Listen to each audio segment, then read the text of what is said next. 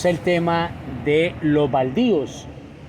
Según dicen, Uribe ya está entregando algunos baldíos que tenía en su poder. Correcto, sí.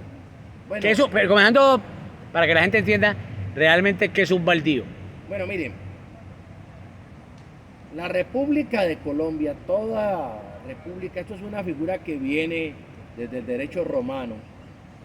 En el caso de Colombia hay tres clases de bienes, por así decirlo. Bienes estatales, bienes de uso privado y bienes comunales, por así decirlo. Vamos rápidamente a desentendernos de eso, o a explicar mejor. Los bienes estatales son los bienes de uso público y los bienes fiscales. Los bienes de uso público no se pueden adjudicar. Esos bienes de uso público son los ríos, las carreteras, los lagos, los mares, los parques nacionales naturales, las reservas forestales nacionales. Y los bienes fiscales, esos bienes fiscales hay varias categorías, son los bienes que sí pueden ser adjudicados. Los bienes de uso público, el Estado lo que hace es administrarlo, mientras que los bienes fiscales son propiedad del Estado, llámese de la nación, de los departamentos, de los municipios. Hay bienes fiscales de uso público, de municipales. Dentro de esa categoría están los bienes ejidos, que son bienes municipales adjudicables. Y los baldíos, que son territorios de la nación, son adjudicables. Y entonces esa adjudicación hace parte de lo que se llama la reforma agraria. Entonces, ¿qué hay? ¿En dónde está la diferencia entre un ejido y un baldío? Bueno, la diferencia entre el ejido y el baldío es que los ejidos, que es una figura de la corona española, son los territorios de retiro de las municipalidades.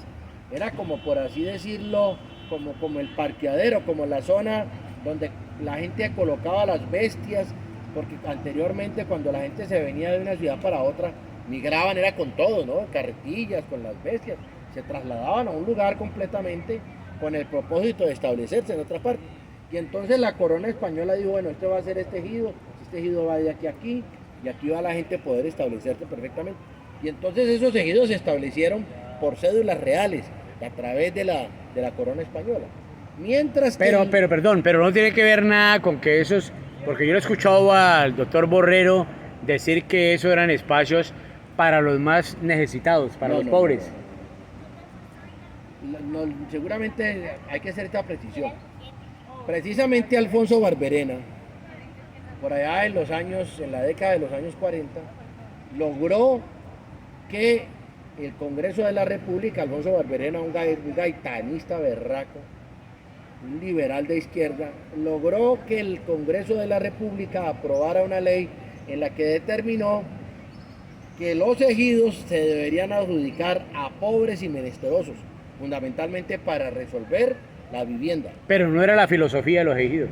No, claro. Especialmente los españoles. No, la filosofía no era esa, pero la legislación colombiana determinó que esos ejidos, porque aquí se los estaban robando, pues, se los robaron, pues todos estos tipos, Caicedo, los mismos Borreros, Claudio lo reconoce en su familia. Pero se han robado tanto los ejidos como los baldíos. Pero estamos hablando en Cali de los baldíos, ¿no? Sí. De los que quedan aquí cerquita. Esos se lo han robado todos estos tipos, los Caicedo, los Herrera, los González, un montón de calandracos infames, descendientes de Belalcázar y toda esa gente.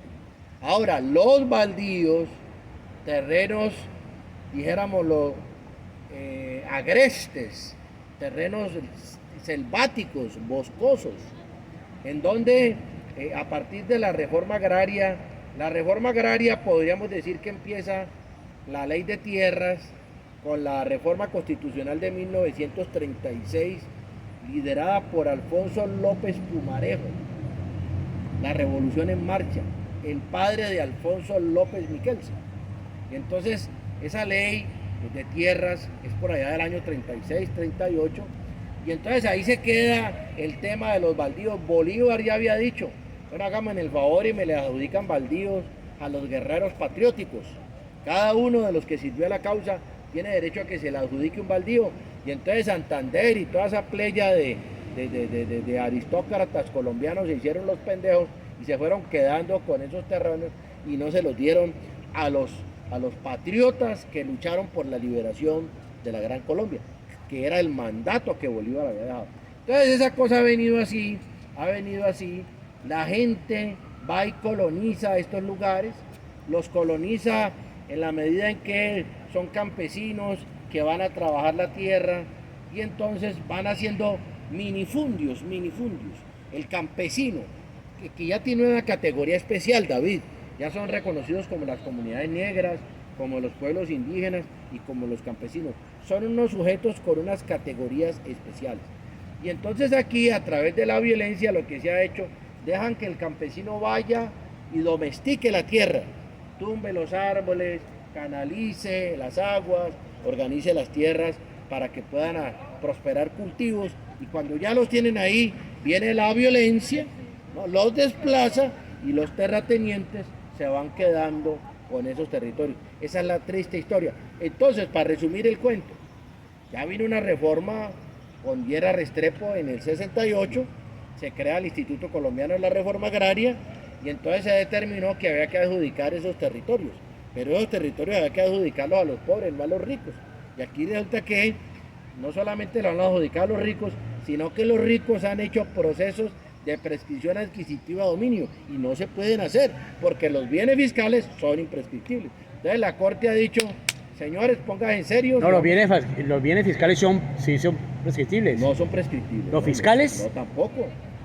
La propiedad, usted no puede coger y meterse a una institución educativa, a una escuela pública y quedarse ahí prescribido. La ley expresamente dice... Pero es que es público, la escuela es público. La escuela es pública.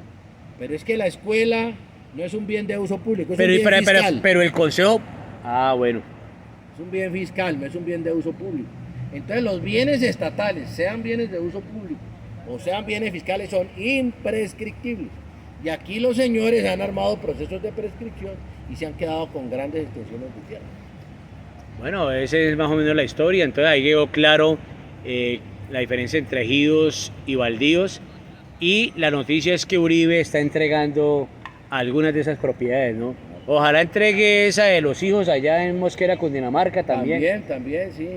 Porque... No, y sobre todo que ojalá, pues, es que ya siente pasos de animal gigante. Ellos imaginaron que esto iba a ser el caos y que entonces Zapateros iba a coger los tanques de guerra, iba a tumbar. Ese es un bandido, por supuesto que ese es un bandido. Y ahí todavía la señora va a tener que poner trucha y lo tiene que destituir. Es que una cosa es que él haya renunciado y que dijéramos no le hubieran dado de baja, pero otra cosa es que lo van a destituir. Pero es que ya está por fuera. No, señor, es que el proceso disciplinario sigue en curso.